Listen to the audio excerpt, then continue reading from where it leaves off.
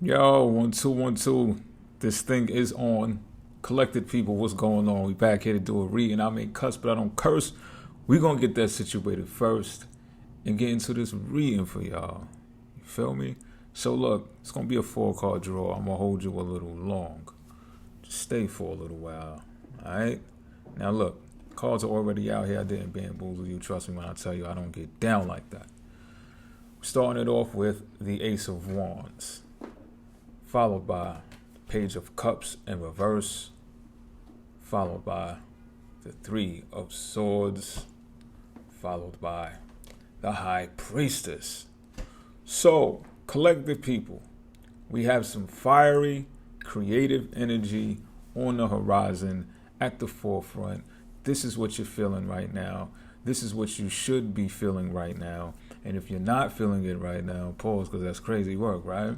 Then it's because you're ignoring it. Let's just keep it a bean. It's because you haven't quit your job yet. You haven't fired your boss. You haven't said, fuck you, who's coming with me? You haven't done that yet.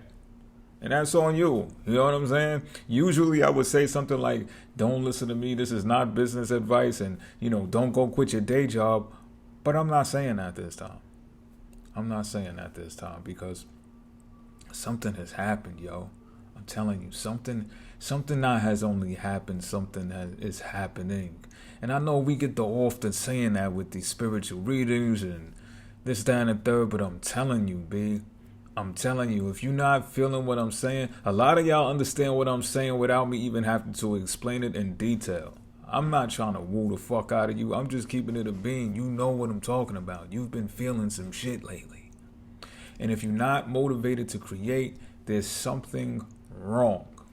This is one of the greatest times to actually create something. Some of y'all may feel like you're not creative, and I'm telling you, if you don't feel creative, it's because you're too bogged down with the routines of life, or you're too overwhelmed with just staying afloat. You know what I'm saying? And that enough is a job in itself. So I'm not even coming down on you, pause. You know what I'm saying? I understand the grind. I understand some of us are placed in these positions and roles in our lives to where we have to do those particular things. This reading is basically saying to make time for yourself, make time for the ace with the fiery wand. Hey, yo, but I'm just keeping it a beam, because that's where the creative spark is. That's where the engine is at. You know what I'm saying? A new beginning. That shit sounds cliche, man. I'm just saying, look, get creative, B. You might have been creative. Some of y'all been creatives. Maybe you didn't like your last project. Maybe you want to start a new one. You got a new idea. Go with the new one. You know what I'm saying? Whatever gets you pumped up. Pause. Whatever gets you psyched up and gassed and geeked, go for that, B. Whatever gets you excited, go for that. And for those of you who haven't found it and don't know what I'm talking about right now, search for it. Because it's somewhere within you. I'm telling you. Now, for some of y'all, right? Y'all are like, I was going to say daydreaming, but that's not necessarily it. Some of y'all are reflecting. Y'all are reflecting on the past, and y'all are thinking about what you used to be, what you could have been, things of that nature. And there's nothing wrong with that. That's normal. That's natural. Some of y'all are even doing it for spiritual purposes on some time travel shit, trying to connect the dots on what you did this year or what you did 10 years ago in contrast to 10 years later and stuff like that. I would advise you to look at your ephemeris and really get deep into that if you haven't. You know what I'm saying? Because that's probably where the resolving of the issues that you are having with yourself will lie at. Why am I saying this? I'm saying this because it is. You may be placing too much blame on yourself right now for the way some events happened in your childhood in the past. You may be putting unnecessary burdens on yourself.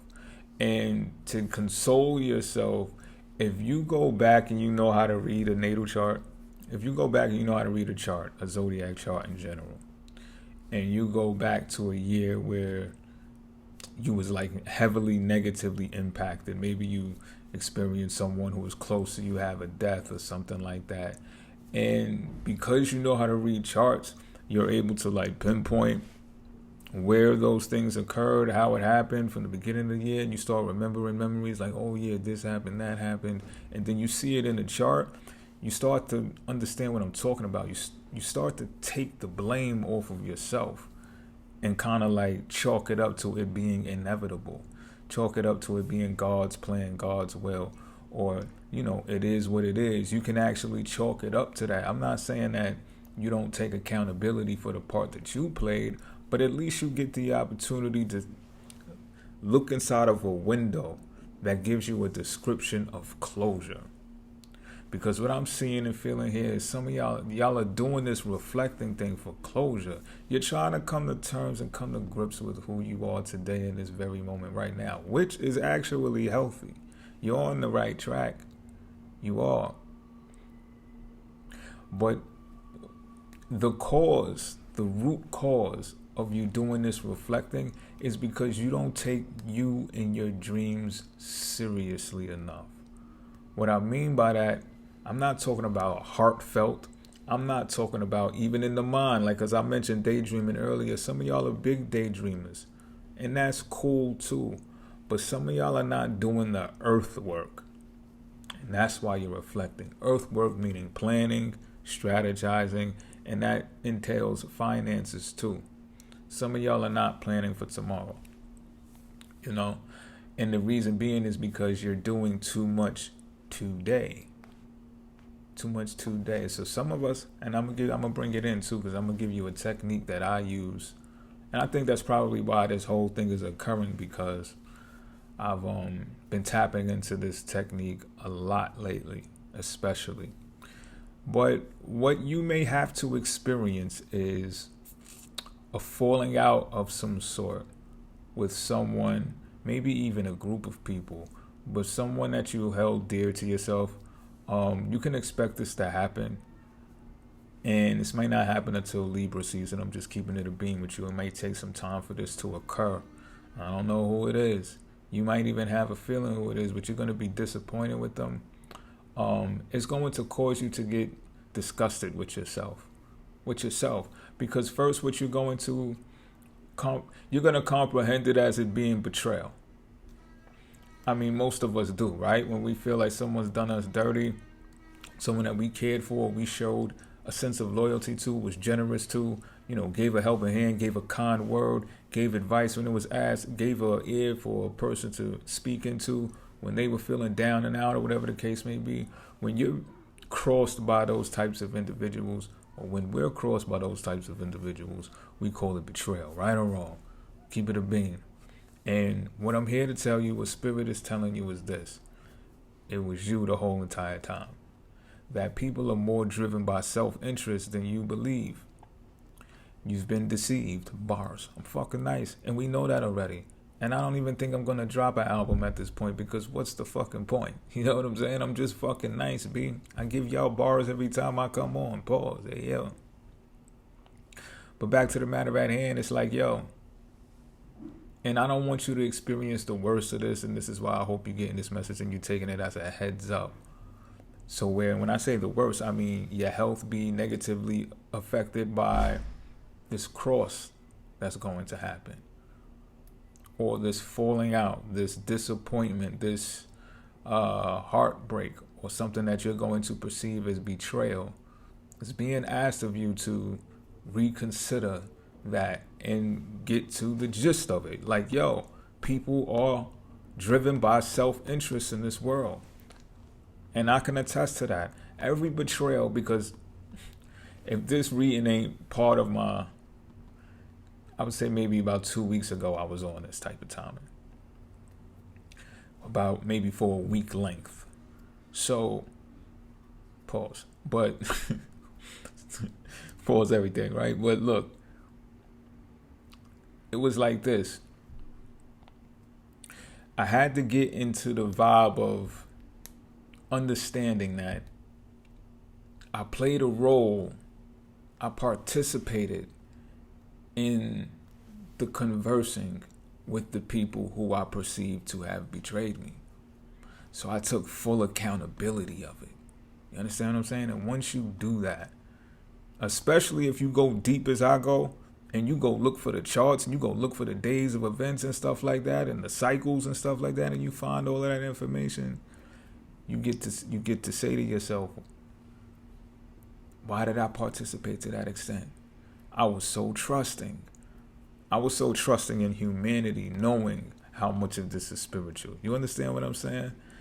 And some people just can't help themselves. They're driven by self-interest. It even taught me how to be more motivated by self-interest. That's right. I mean, it says it in the book anyway for the last days, right? People will become lovers of themselves. It didn't say that it was fucked up. It's just the time for people to become lovers of themselves. Just keeping it a being with you. So don't feel bad about the pain that you're about to experience. It's going to hurt so good. Because you're going to get disgusted with yourself and you're going to say, yo, I was a big fucking sap. I was a big fucking disappointment and let down to myself. No wonder they crossed me.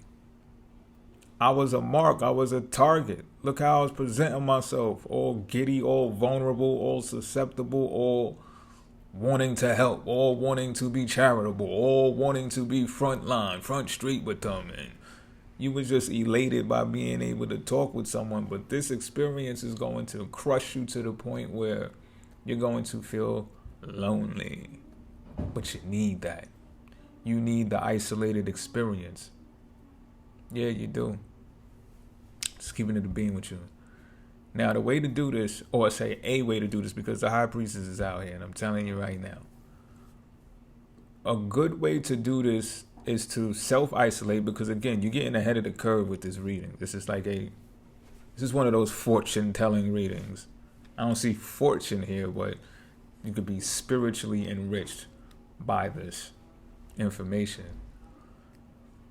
For those of you who be fasting and stuff like that, right? Do you notice, I'm pretty sure that you notice how much weaker the body gets as you fast.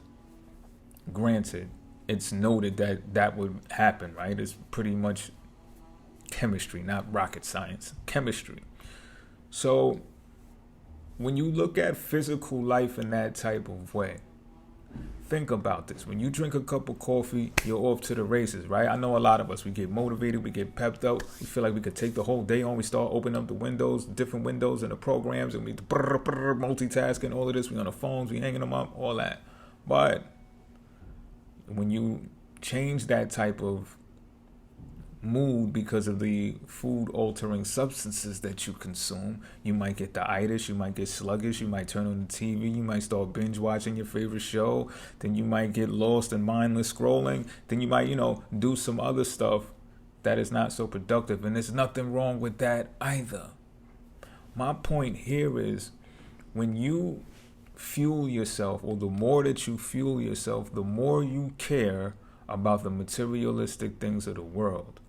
But in order to get yourself out of this reflective moment of what you could have been, should have been, would have been, and what you could have done, and get back into the vibe, tap into the vibe that is yours to grab, pause, hey, yo, and get in that creative mode and actually do the creation, you need to be able to hear spirit. And the best way to hear spirit is by being quiet. And the best way to be quiet is by being silent and by being still.